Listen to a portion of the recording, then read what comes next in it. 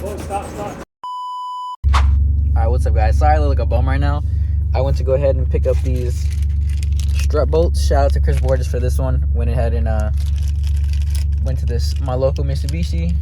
Picked these up. They're actually the bottom ones, so I'm going to take out the camera bolts on top and put those because they're skinnier, just so I can get a little bit more room.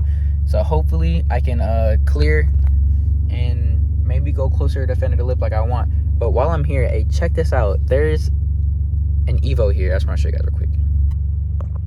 They got an Evo here.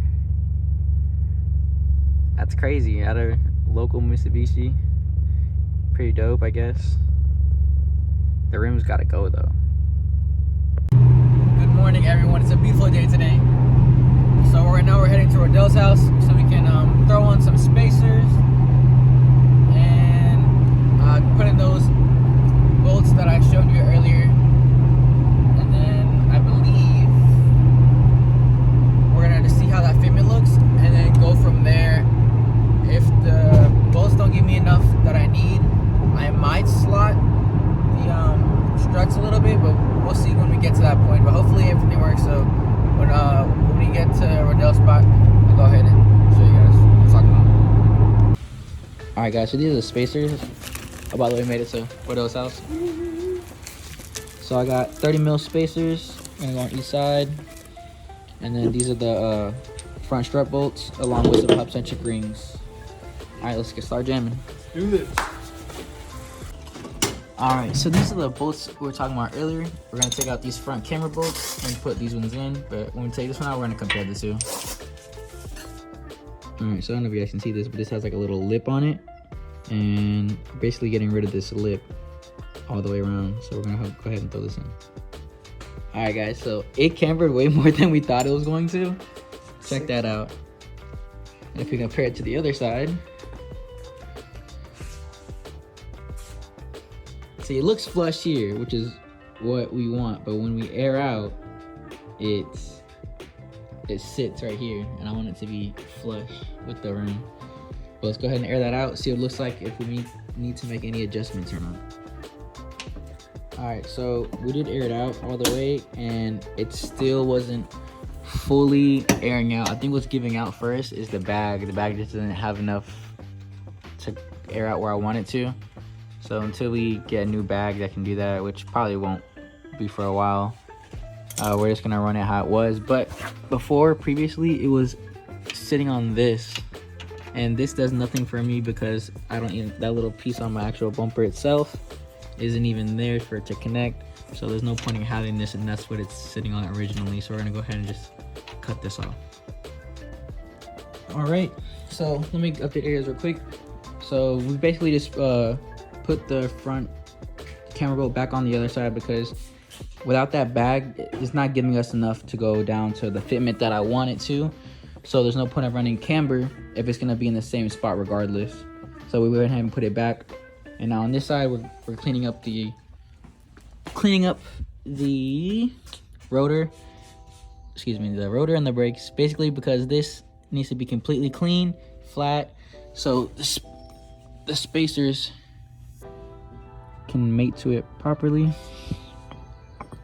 So we're going to put those on, and then we're going to torque them down and then throw on the wheels. And this side is done, torqued down.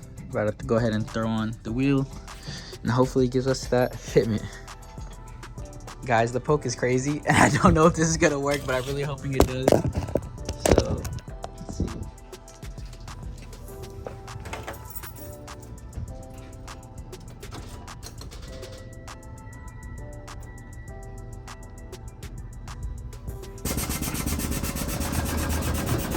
Whoa, stop. Can you stop it? Whew. It's rubbing. Hold it in. Guys, so as you just seen, they're too wide. When I called Fitment Industries, they said air out and just measure from where it sits to the fender, and that's what I did, but clearly didn't work. So these are 30 mils. I think I'm gonna drop down to a 15 or a 20 mil, most likely a 20. But These things look meaty. What do you mean by that?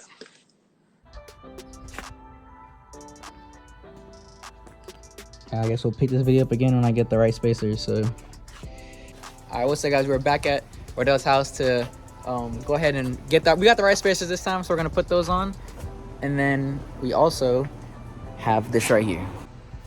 We got this Map cast manifold and all new gaskets. Shout out to Map. Everything came in super quick. I actually got this from Will, so shout out to Will. So let's go ahead and throw this thing on. My old one has a crack in it, so we're about to just go ahead and change that right now.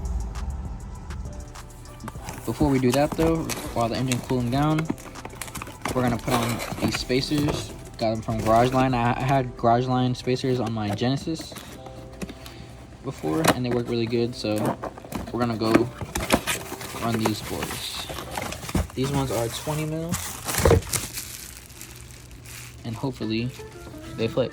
I know they fit, and get us that we're needing. The only thing is thinking is this tire might be a little too thick, but like I said, I'm not too worried about that because I am gonna drop down to 225/40 eventually, just so I can get that extra fender to lip look. But let's see what these boys are gonna look like. The spacer is on 20 mils. I believe this will give us what we need, and like I said, with the 225/40s, it'll definitely fit way better too. This is up in the air though. We'll see when she's on the floor. Well, the spacers were a fail again. Well, they weren't a fail. They fit. It didn't give us, like, it's still tucked in. It wasn't like where it needed to be. Plus the tires are a little too wide. So I think I'm gonna just give up on the spacer life and just get the right wheels. But like I said, that won't be for a long time. So until then, I guess I'm a tuck boy. Tech boy. But now we're about to get started on the manifold, so we're about to break the shield real quick and then get started. All right, so right now we're taking this little shield off, that way it doesn't cut our hands when we try to get it. But so far we got most of the top bolts off. Now we just gotta get these bolts that are inside there, and then we'll be able to pop the manifold off. So see you in a bit. All right, here we go.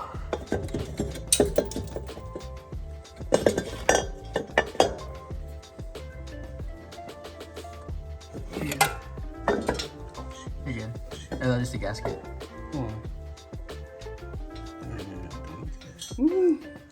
Oh, nice. Oh, thank you, Lord. You can't. Facts. I was just concerned that we drop in there. You don't want that. Oh. I don't think it went. All right. Trash, basura. If you're wondering what it looks like, this is what it looks like underneath. We could take this off too, actually, and then wash it out.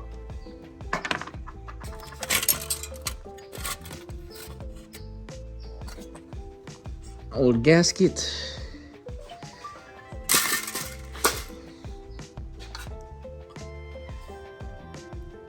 Oh yeah, they definitely need to be cleaned up. Look at that. And some of them need to be replaced because some of them are missing. But don't worry, we got the whole shebang for it. Alright, I just want to show you guys the old manifold real quick. So you got this fat crack in there. That's one. Pretty sure there's another one on the other side. Oh yeah. Fat old crack, and it goes all the way up and then on the inside. So this thing is garbage. All right guys, so upon taking it out, we seen that the piece fell out and we thought it was this one, but it actually broke off in there. So we went to the store, bought a little extractor kit. So hopefully God willing, we can get this thing out, because that sucks. That's literally the only thing holding us up right now is this. So we're gonna try to get this thing out, hopefully easily. We'll see. So after a lot of cussing, fussing, and determination, we got it in. We got the map. I don't know if you can see that. There it is. We got the map one in. It's super late at night. Now we're just putting on the heat shield over it because you know we're stock AF. And then gotta get those last buttoned up and she's good to go. We're super tired. And we gotta be up early for car meet.